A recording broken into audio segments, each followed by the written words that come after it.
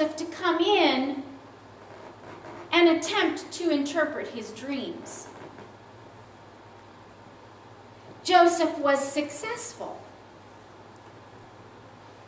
He was able to tell the Pharaoh that this great famine was coming for a number of years.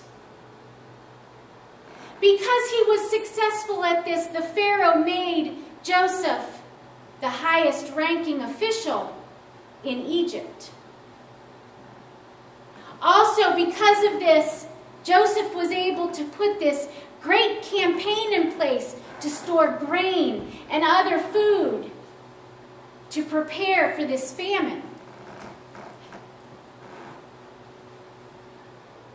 But you see, that's not where the story ends.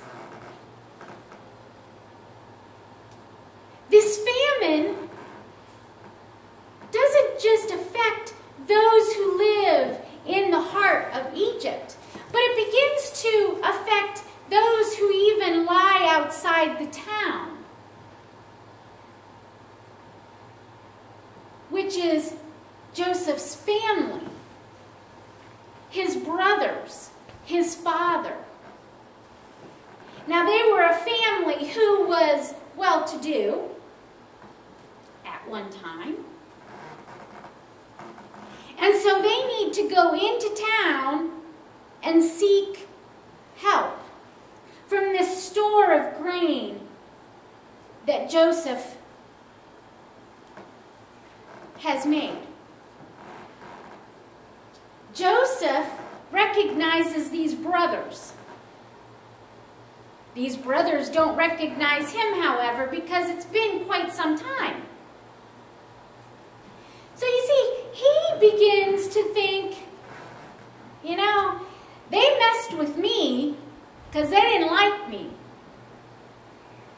You know, I was the golden child, and they got rid of me because of that. Now, they need my help. I think I'm going to have some fun with them. So here he is in this high position, and then not so much. So he begins to have a little fun. They're seeking his help. He realizes he can take one brother for a slave. Now, that's not going to do much harm.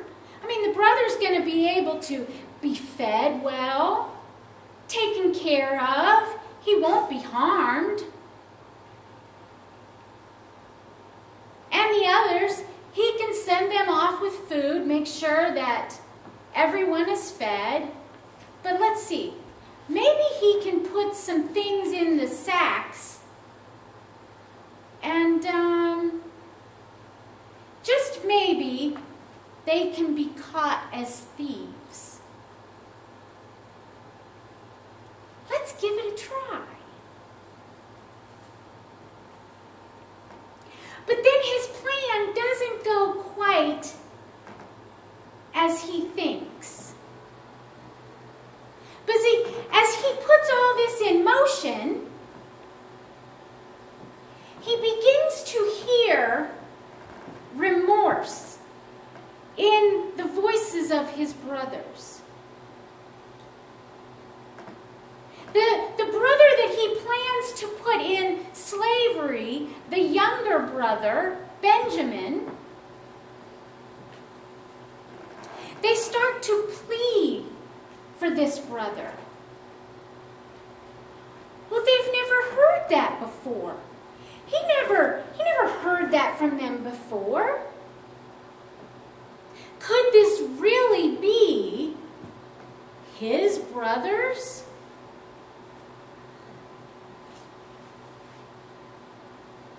And so Joseph begins to recognize the changes in the lives of his brothers. At that very moment, he begins to see that God has worked in their lives. That God has brought them to this place in order that they might have forgiveness and reconciliation.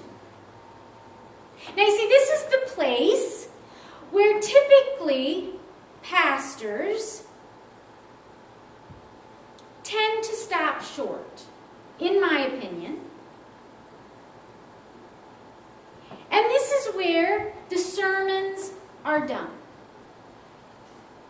Now, this is not to say that that's wrong, because this is a great message. Forgiveness and reconciliation is wonderful, because God forgives us for everything and anything that we do. And that is an amazing thing. It's an amazing message. But I think we're missing an even greater message. Because you see, Joseph goes on to tell them, "It wasn't you who sent me here, but God. He sent me in a place as a father to Pharaoh, put me in charge of his personal affairs, and made me ruler of Egypt." Now, I will say that I disagree with Joseph in one aspect. I don't believe that God put him there in the respect that God didn't choose the behaviors of his brothers. However, God worked over and above the behaviors of his brothers in the selling of him into slavery. But you see, Joseph was able to recognize the fact that in the midst of the poor behaviors and choices of his brothers, that God worked in the midst of that situation. He was able to see all of that.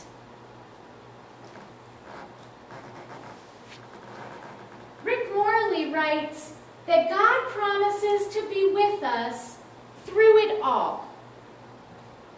No matter what the situation, no matter where we are, no matter what's happening, no matter what we do or how we do it, God is there. Now you see, God brought great things out of the manger. Now, Jesus could have been born in a palace. He could have been born in the most beautiful Hilton there was back then, but instead, he was born in the lowest stable possible. He didn't have the greatest visitors come to visit him. Instead, he was surrounded by cattle and sheep and shepherds, and great things were brought out of that because of God. Now, Moses was not the greatest of men. I mean, he was this child born in some of the worst of circumstances, put in a basket into the river,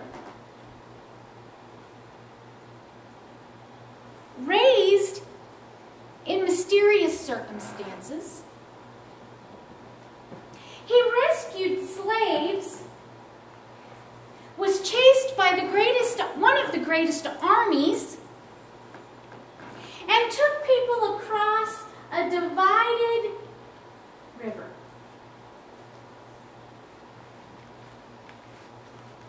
And yet,